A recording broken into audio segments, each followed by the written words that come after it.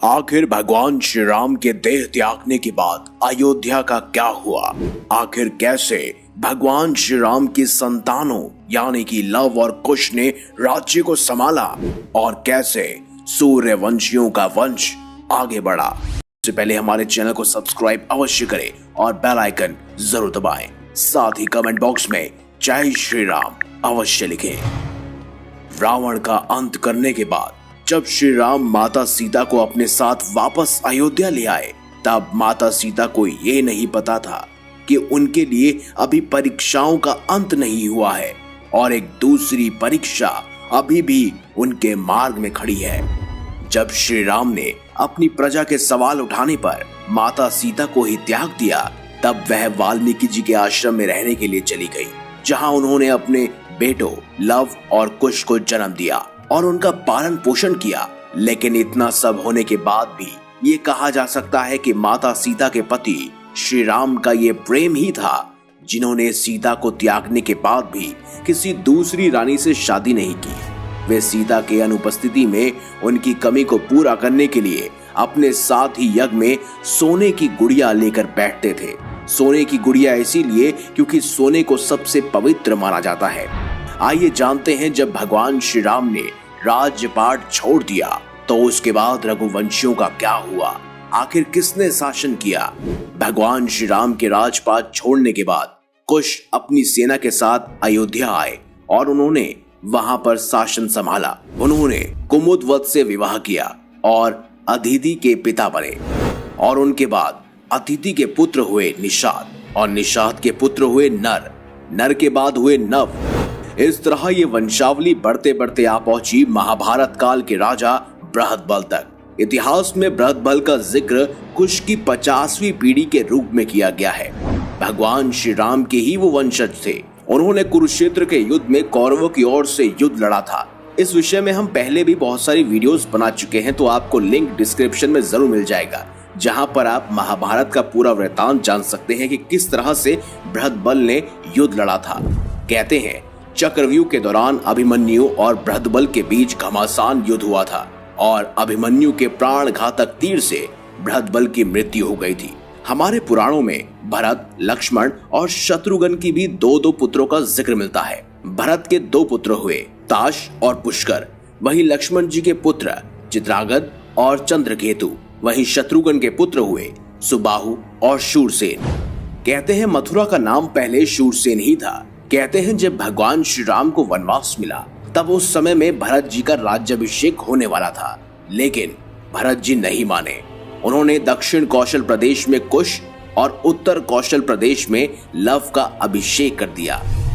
भगवान राम के काल में भी कौशल राज्य उत्तर कौशल और दक्षिण कौशल में विभाजित था। कालिदास के रघुवंश चरित्र के अनुसार भगवान श्री राम ने अपने पुत्र लव को शरावती का और कुश को कुशावली का राज्य दिया था। श्रावली की माने तो लव का राज्य उत्तर भारत का था और कुश का दक्षिण भारत का। वही रघुवंश चरित्र के अनुसार कुश को अयोध्या जाने के लिए विंध्याचल पार करना पड़ता था। इससे यह भी सिद्ध होता है कि उनका राज्य दक्षिण कौशल में ही था। कुश की राजधानी कुशवाली आज भी बिलासपुर जिले में है और कौशल को राम की माता कौशल्या की जन्मभूमि माना जाता है। वहीं दूसरी तरफ ऐतिहासिक तथ्यों के अनुसार लव ने लवपुरी नगर की स्थापना की थी। लवपुरी के बाद में वह लोहापुर कहा जाने लगा, जो वर्तमान स्थिति में लाहौर ही है। यहाँ तक कि इनके किले में लव का एक मंदिर भी बना हुआ है। दक्षिण पूर्व एशियाई देश लाओस, थाई नगरी लोकपुरी दोनों ही उनके नाम पर रखे गए हैं। ऐसा माना जाता है कि इसके बाद लव के वंशज गुजरात चले गए और मेवाड़ में आकर बस गए, जहां इन्होंने सिसोदिया वंश की स्थापना की। शायद यही कारण है कि मेवाड़ का राज प्रतीक भी सूर्य है। साथ ही ये भी सुनने में आता है कि लव से राघव राजपूतों का जन्म हुआ, जिसमें बड़ गुंजर जयास और सिक्वल का वंश चला। दूसरी शाखा सिसोदिया राजवंश की थी, जिसमें गेसल और गहलोत वंश के राजा हुए। दूसरी ओर कुश ने कुशावती राज्य की स्थापना की, जो छत्तीसगढ़ राज्य के बिलासपुर जिले में है। कुश ने अपना राज्य पूर्व की तरह भी फैलाया और ऐसा माना जाता है कि थाईलैंड के राजा इसी वंश के थे।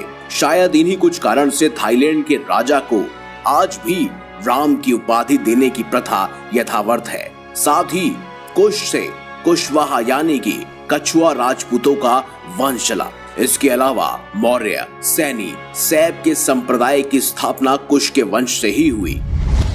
वहीं जेपी मित्तल की किताब हिस्ट्री ऑफ ऑथेंटिक इंडिया के अनुसार कुश की मृत्यु एक असुर के वध से हुई थी। उसके अलावा ऐसा कहा जाता है कि लव और कुश में से कुश का ही वंश आगे बढ़ा। इसी कारण इतिहास में कुश के ही वंशजों का वर्णन ज्यादा मिलता है।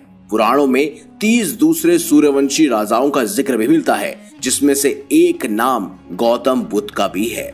सूर्यवंश के अंतिम राजा के रूप में राजा सुमित को ही जाना जाता है, जिन्होंने नंद वंश के संस्थापक पद्मनंद से हारकर अयोध्या को कस्बे में ले लिया था। और यह समय ईसा पूर्व से 362 से लेकर 420 तक रहा होगा। वहीं भारत की सर्वोच्च अदालत ने ये भी आगे जाकर पूछा कि क्या राम के आज भी कोई वंशज अस्तित्व में है। तब जयपुर के राज परिवार में से दिया कुमारी ने एक पत्रावली के जरिए कुछ सबूत पेश किए, जिसमें अयोध्या के सभी राजाओं के नाम कर्म अनुसार लिखे हुए थे और इसमें राम के वंशज के रूप में 289 नंबर पर वंशज अमर जयपुर के सवाई जय सिंह का ही नाम था और इसी क्रम में 307 वंशज के रूप में दिया कुमारी के पिता महाराजा भवानी सिंह का ही नाम मिलता है। तो इस तरह से आज भी ये वंशावली चलती आ रही है और आगे भी चलती रहेगी।